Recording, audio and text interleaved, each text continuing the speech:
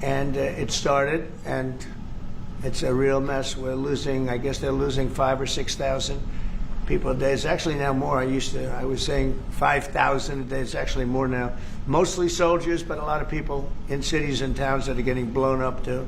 It's a horrible war, and it should be stopped. And so if it's not done, if we don't have an agreement in 50 days, that's what we're doing. Secondary tariffs, and they're biting. And I hope we don't get to the point where we do, but I've been hearing so much talk. It's all talk. It's all talk, and then missiles go into Kyiv and kill 60 people. It's got to stop. It's got to stop. But the purpose of this is to say that this is a very big deal we've made. This is billions of dollars worth of military equipment is going to be purchased from the United States, going to NATO, etc. And that's going to be quickly distributed to the battlefield. Ukraine will take it up. And, you know, say what you want about Ukraine. When the war started, they had no chance. And they still would have had no chance if the equipment, they had the best equipment, because we do make the best planes and missiles, and we make the best military equipment in the world by far. And we have new things coming out that are beyond belief. And I'm very excited about the Golden Dome. It's going to give us very strong protection. We've already started that.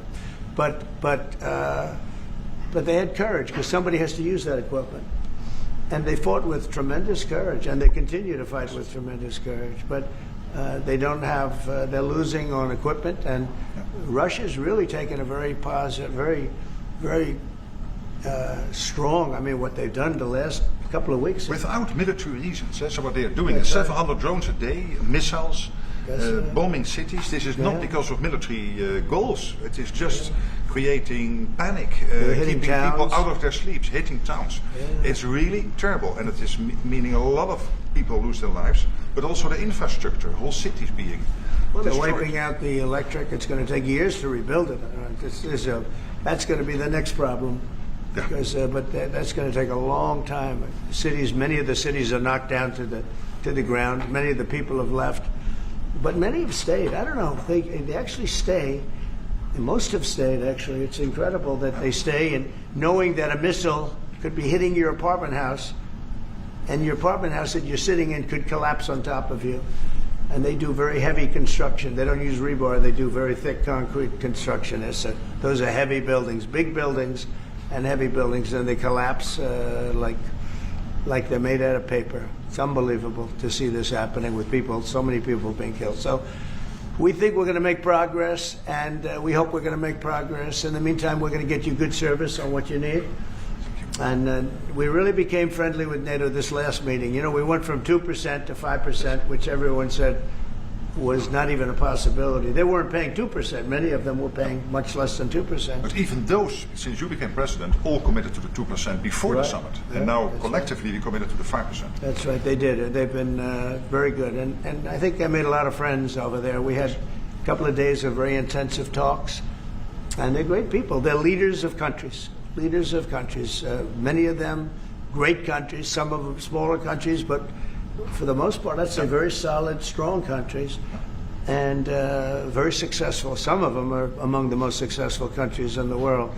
So that's the story. We hope that's going to have an impact on Vladimir Putin, and we hope it's going to have an impact on Ukraine also. We want to make sure that Ukraine does what they have to do. All of a sudden they may feel emboldened, or maybe they don't want. You know, this is a very difficult situation.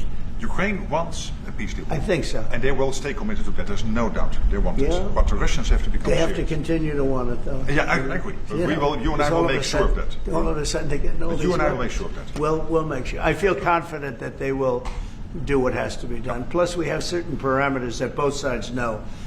And we already know what should be done. So I think that's going to be it's going to be very strong. We want everlasting peace.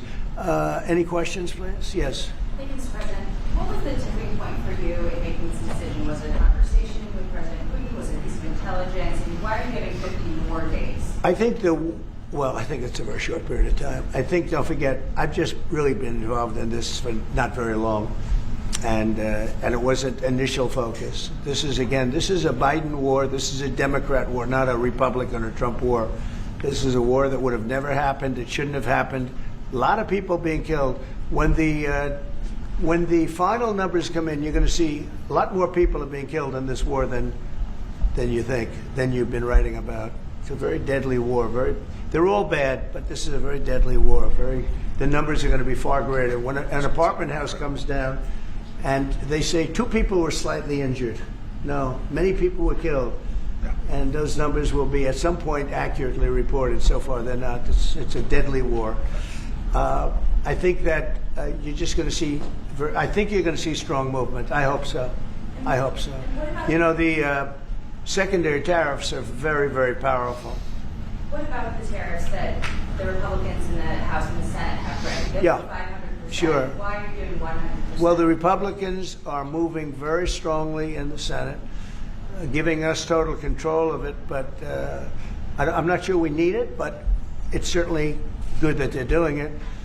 And Lindsey Graham's working hard. The whole John Thune, all of them, they're all working hard, and they're in coordination with Mike Johnson, Speaker in the House.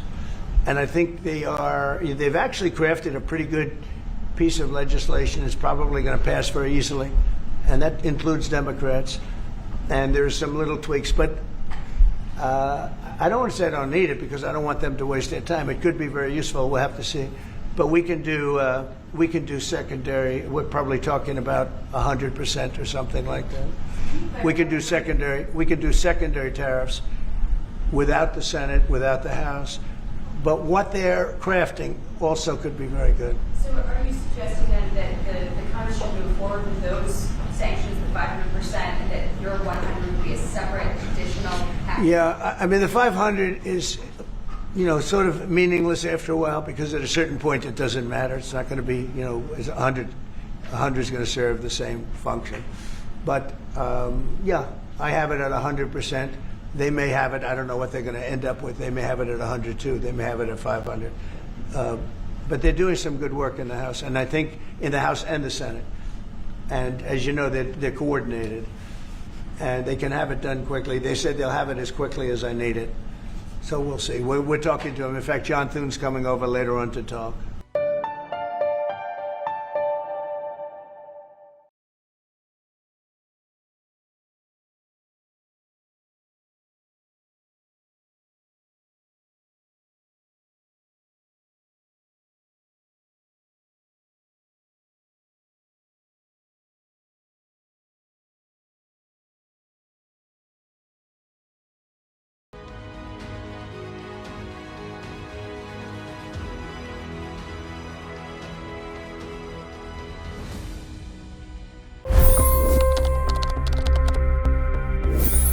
$25 crore गरीब गरीबी को परास्त करके बाहर निकले।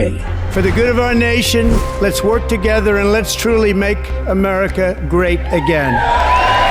The fastest news breaks. Requested PM saying that look, you will have to speak to Putin and to Zelensky. The biggest news makers. The relationship with India is probably the most important bilateral relationship the U.S. will have for the rest of this century. The capital delivered quite an election result today. Expert analysis. The million-dollar question today is how to stop this dance of death. Ground reports.